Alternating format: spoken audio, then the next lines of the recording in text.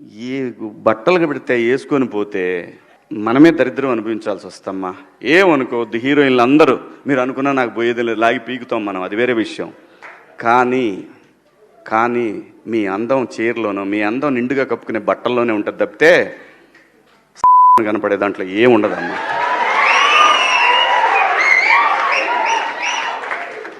అవి వేసుకున్నంత మాత్రాన చాలామంది చూసినప్పుడు నవ్వుతూ అంటారు, కానీ దేత్రమ్ముండ ఎలాంటి బట్టలు ఎందుకు వేసుకుని కాస్త మంచి వేసుకోవచ్చుగా, బాగుంటావు కదా అనాలనిపిస్తుంది లోపల, అనలేము. అంటే మళ్ళీ స్త్రీ స్వాతంత్రం లేదా స్వేచ్ఛ లేదు. స్త్రీ అంటే ప్రకృతి, ఎంత అందంగా ఉంటే అంత గౌరవం పెరిగిద్ది. ఈ ప్రకృతి అద్భుతంగా ఉంటుంది. అలాగే స్త్రీ మా అమ్మ చక్కగా ఎప్పటికీ గుండెల్లో కనపడతా ఉంటుంది, ఒక సావిత్రమ్మ కానీ ఒక సౌందర్య కానీ. అలాగే ఈ జనరేషన్లో ఇంకా చాలామంది, రష్మిక, చాలామంది అమ్మాయిలు ఉన్నారు. వీళ్ళందరూ ఇంపాక్ట్ క్రియేట్ చేశారు కాబట్టి అమ్మటే చెప్పగలుగుతున్నాం. గ్లామర్ అనేది ఒక దశ వరకే ఉండాలా, ఇంతవరకు ఉంటే పర్లా, అది ఇక్కడికి రాకూడదు. నేనేవాళ్ళే కానీ చెప్పడానికి మళ్ళీ అందరు రేపు పొద్దున పెద్ద పెద్ద వాళ్ళంతా బయలుదేరతారు, మాకు స్త్రీ స్వేచ్ఛ లేదు. స్వేచ్ఛ అనేది అదృష్టం. ఆ స్వేచ్ఛని కోల్పోవద్దు. మన గౌరవం ఎప్పుడు పెరుగుద్దంటే మన వేష భాషల నుంచే మన గౌరవం పెరిగిద్ది. అందులో ప్రపంచ వేదికల మీదైనా సరే చీర కట్టుకున్న వాళ్ళకే విశ్వసుందర కిరీటాలు వచ్చినాయి. Thank you so much. ఈ బట్టల గురించి ఏదైతే మాట్లాడుతూ వస్తున్నారో ఇదంతా చాతగానితనం, సెల్ఫ్ కంట్రోల్, ఇన్సెక్యూరిటీస్. మళ్ళీ చెప్తున్నా, ఇన్సెక్యూరిటీస్, సెల్ఫ్ కంట్రోల్ లేని వాళ్ళు ఎదుటి వాళ్ళ మీద రుద్దుతూ ఉంటారు కంట్రోల్ని. వాళ్ళకి కంట్రోల్ లేనప్పుడు వేరే వాళ్ళని కంట్రోల్ చేయాలని చూస్తూ ఉంటారు అనమాట. అదే ఇప్పుడు క్లియర్ కట్ సినారియో. అందుకే నేను ఇంకా సింపథైజ్ చేస్తున్నాను. ఈరోజు కూడా పాపం సింపతి గ్యాదర్ చేసుకుని కూర్చుంటున్నారు కాబట్టి నేను సింపథెటిక్ గానే ఉంటాను. పాపం ఆయనకు అదే కావాలి కాబట్టి అదే ఇస్తున్నాను. I really sympathise with you. నేనెందుకు అందులో లాగాను, మిమ్మల్ని ఏమన్నా అన్నానా అంటే, నేను కూడా హీరోయిన్నే, నేను కూడా ఫీమేల్ లీడ్ క్యారెక్టర్స్ 1-2 చేశాను. మీరు హీరోయిన్ అని అంటున్న సందర్భాల్లో ఆడవాళ్ళు ఇలా బట్టలు వేసుకోవాలి ఇక్కడ దాకా ఓకే సార్, మిమ్మల్ని నేను చెప్తున్నానా మీరు ఈ బట్టలు వేసుకోమని? ఎవరైనా ఆ హీరోయిన్లన్నా మీతో అంటున్నారా? నేను పర్సనల్గా చెప్తున్నాను, చాలా మంది హీరోయిన్స్ నన్ను అప్రిషియేట్ చేస్తారు because of the voice I have. And ఆ బలంతో నెగటివ్గా అయితే ఇప్పుడు నేను ఉపయోగించుకోలేదు. ఆ బలాన్ని పాజిటివ్గానే ఇలాంటి సందర్భంలో చెప్తున్నా. మీరు మా అందరికీ బట్టలు వేసుకోవాలి అనే చిన్నపిల్లలం కాదు మేము. మా హక్కులు మాకు తెలుసు, మా ఇష్టాలు మమ్మల్ని జీవించాల్సిందిగా ప్రార్థిస్తున్నాం సార్. మీకు కూడా చాలా వినమ్రతతో చెప్తున్నాను. మీరు నన్ను లాగలేదు, కానీ కలెక్టివ్గా లాగారు. నేను ఒక ఆడదాన్ని, నేను గ్లామరస్గా అందంగా ఉండాలనుకునేదాన్ని, నాకు ఇష్టమైనట్టుగా నచ్చినట్టుగా బట్టలు వేసుకోవాలనుకుని చాలా మంది ఫీమేల్ యాక్టర్స్ లాగే నేను కూడా ఉన్నాను. కాబట్టి నా ఒపీనియన్ అడిగినప్పుడు నేను చెప్పాను సార్. ఒకసారి ఆలోచించండి, మా అమ్మాయిలుగా భావించి చెబుతున్న తండ్రి అని లాంటి వాడు చెప్పాలి. కాబట్టి అందమైనటువంటి అవయవాలు పొందిగ్గా బిగువుగా కనపడుతుంటే కుర్రాడు ఎవడన్నా ఊరుకోగలడండి? అక్కడి నుంచి వాడు కూడా పడ్డాడు, వీడు ఏదో అన్నాడు, ఎందుకు చేయడు? అసలు మనం ఎందుకు ప్రదర్శించాలి? నా హక్కు అంటే ఏం చెబుతారమ్మా, అది వాడి హక్కు. అన్యాయానికి హక్కు ఉంటుందా? మనమేమో శుభ్రంగా అవయవాలు విప్పుకుని ఇష్టం వచ్చినట్టు తిరుగుతూ, పైగా ఇక్కడ మంచి ఈ ఖాళీలు కనపడేలాగా ఇంకాస్త కటింగులు చేయించుకుని ఇల్లాళ్ళండి, పెళ్ళైన వాళ్ళు, వీళ్ళ దుంపదగా పెళ్ళైన వాళ్ళు, 40 ఏళ్ల వాళ్ళు, ముందేమో పావు కటింగ్, వెనకాల అర కటింగ్. ఎవరికి ప్రదర్శనలు? అందుకని దాని మీదే ఏదో పూర్వం ఏదో పైట లాగితే ఏదో అనేవారు. ఇప్పుడు లాగడానికి బయట ఎక్కడుంది? పైట ఎక్కడుండే పై కిజనుచుండే పడుచు వాడి గుండె పగులుచుండే. మరి కుర్రాడు వాడికి నిండా 20 ఏళ్ళు లేవు, వాడు సినిమాలు చూస్తున్నాడు, టీవీలు చూస్తున్నాడు, వాడి హృదయం పెద్ద శ్రీరామచంద్రమూర్తిలా వశిష్ఠ మహర్షిలా ఆలోచించాలంటే వాడి వల్ల అవుతుందండి? సమాజాన్ని మనం దృష్టిలో పెట్టుకుని మన పద్ధతి మనం మార్చుకోవద్దా? ఈ మాట ఎవరన్నా చెబితే నేరస్తులా? మీద పడి కరిచేయడం ఆడవాళ్ళు. నన్ను గర్వణ చూస్తాను నేను. ఆలోచన చేయాలి, కనీసం ఏం చేస్తున్నాము, ఎలా బతుకుతున్నాము, సమాజం ఎలా ఉంది, దాన్ని బట్టి తీసుకోవాల్సిన జాగ్రత్తలు. అతి ప్రాచీనమైన వాదన ఎంత తప్పు, ఈ అతి నవీనమైన వాదన కూడా అంతే తప్పు. అసలు మన భారతీయ సంస్కృతి సమన్వయ సంస్కృతి.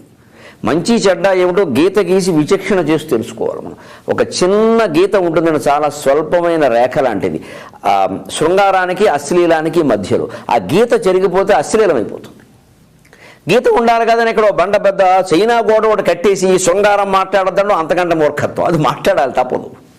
దాన్ని సున్నితంగా సరదాగా అందుకోవాలి. శ్రావణ మాసంలో శనగలు మూటగట్టి దాచుకున్నట్టుగా వధూమణి కన్య తన కోరికలను దాచుకోవాలి. అలాగా పెళ్ళయిన తర్వాత శోభనం వేళ ఆ పెళ్లి కొడుకు ముందు విప్పాలి ఈ కోరికల మూట. అప్పుడు సరదాగా సరాగమయంగా సరిగమ పదనిసా అన్నట్టుగా సంసారం సాగుతుంది. అందుకని బజార్లో విప్పుతాం ఆయన రేగిపోళ్ళా. అది ఆ అతి కాకుండా ఆ రతి సౌఖ్యం అనేది నిజంగా పొందాలి అంటే పైట ఎక్కడుండే పైకి జనుచుండే పడుచు వాడి గుండె పగులుచుండే చీర కట్టుకొండు క్షేమముగా నుండు కూడబడకయుండు కుర్రదండు అని ఒక అవధానంలో చెప్పాను నేను. చీర కట్టుకోండి శుభ్రంగా. ఎందుకు కూడబడతారండి? నిజంగా కుర్రాన్ని కూడా మీరు పరిశీలించండి. వాళ్ళు ఎవరన్నా చీర కట్టుకుని బొట్టు పెట్టుకుని ఒక పద్ధతిగా ఉన్న అమ్మాయిలను వాళ్ళు ఏమనరు. వీళ్ళు ఇష్టం వచ్చినట్టు ఎగేసుకుని దిగేసుకుని, పైగా ఇంకా విచిత్రం, నన్ను మన్నించండి, ఇక్కడ ఏవో రాసుకోవడం, ఇక్కడ కిస్మి అని లవ్ మీ అని ఇక అలాంటివి వేసుకుంటాను పని కట్టుకుని. వాడు ఊరుకుంటాడండి కిస్మి అన్నాక? మీరే చెబుతున్నారు కదా. అప్పుడు మళ్ళీ నాకు ఇష్టమైన వాడు అంటే అయితే కిస్మి కింద బోర్డు పెట్టాను, నాకు ఇష్టమైతేనే రానోడు కూడా బోర్డు పెడితే సరిపోతుంది. ఇది సాధ్యమేనా? అసలు ఆ టీషర్ట్లు ఏమిటి, వాటి మీద ఆ నినాదాలు ఏమిటి? ఏమైనా మనమతులు జెండాలా ఇవి? ఈ దౌర్భాగ్యం తప్పితే తప్ప అనేక రకాలుగా జరుగుతున్నటువంటి మనం అశ్లీలాలు, అత్యాచారాలు, అఘోరాలు అవి తగ్గమండి. ఎన్ని వాదనలు చేయండి, అవి జరిగేది కాదు. ఎవరు మనిషికో పోలీసుని పెడతారండి? సాధ్యమా? పోలీసులు కూడా వ్యామోహ పెట్టే దశలో ఉన్నాయి వీళ్ళ వేషాలు. బీటు కానిస్టేబుల్ బీటేసే స్థితికి వచ్చాడు ఇవాడ. ఎవరిని అంటారు మీరు? అందుకని మనమే నేర్చుకుని ఒక సంప్రదాయ పద్ధతిని ఎందుకు పెట్టారు? చక్కగా చీరలో శుభ్రంగా అవయవాలన్నింటికి గాలి తగులుతుంది. అలాగని ఏదో పూర్తిగా కప్పేసినట్టుగా కమ్మేసినట్టుగా ఉండదు. కొంత మెడ దగ్గర వెసులుబాటు ఉంటుంది, నడుము దగ్గర ఉంటుంది, పాదాల దగ్గర ఉంటుంది, హాయిగా ఉంటుంది. అనేక రకాల సౌకర్యం వివరాల్లోకి వెడితే బాగుండదు. కానీ మన వేషం మన వేషమే, భారతీయమైన వేషం, అందున తెలుగు వేషం ఋషులు ఏర్పాటు చేసిన సంప్రదాయం అది. దాన్ని కాపాడుకోవాలి మనం. పైట ఎక్కడుండే పైకి జనుచుండే పడుచు వాడి గుండె పగులుచుండే చీర కట్టుకొండు క్షేమముగా నుండు కూడబడకయుండు కుర్రదండు. ఆ కుర్రదండు కూడా పడకుండా ఉండాలి అంటే జాగ్రత్త పడాలి. ఇక్కడే ఒక్క అనుమానానికి నేను సమాధానం చెబుతాను. ఏమండి, పూర్వకాలం కూడా అత్యాచారాలు జరిగాయి కదా. ద్రౌపదిని గురించి సైంధవుడు ప్రయత్నం చేశాడు. అదే ద్రౌపది గురించి కీచకుడు నానాయాతన పెట్టాడు. వాడు పడ్డాడు, ఈవిని పెట్టాడు. సీతాదేవి ఏ టీషర్టు వేసుకుందని రావణాసురుడు ఎత్తుకుపోయాడు.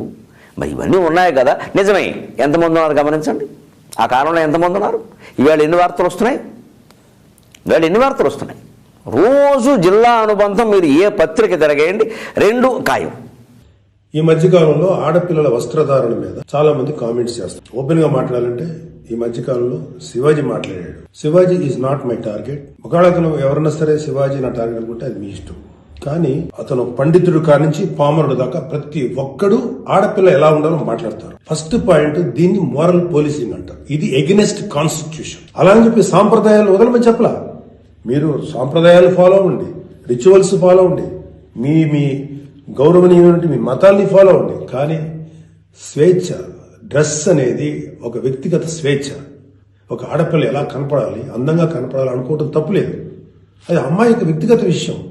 ఈ చాదస్తపు మెంటాలిటీ ఉన్నటువంటి మగ వేదవులకి, ఇలాంటి ఆలోచించే సన్నాసులకి, అలాగే ఇలాగా దాన్ని సపోర్ట్ చేసే పిచ్చి వాళ్ళు ఆడవాళ్ళు, ఆ మగవాళ్ళ యొక్క అణిచివేతకు గురైన ఆడవాళ్ళు మాట్లాడే మాటలకి మీరు ఎదురించి మాట్లాడమ్మా. Please come and voice out. అమ్మాయి మితిమీరి ప్రవర్తిస్తే లా అండ్ ఆర్డర్ ఉంది, లా అండ్ ఆర్డర్ చూసుకుంటుంది. అలాంటి ఆడపిల్లలకి రక్షణ కల్పించడంలో విఫలమైనటువంటి రక్షణ వ్యవస్థ ఏమో తప్పు అవుతుందేమో, కానీ ఆడపిల్లలు తప్పు కాదు.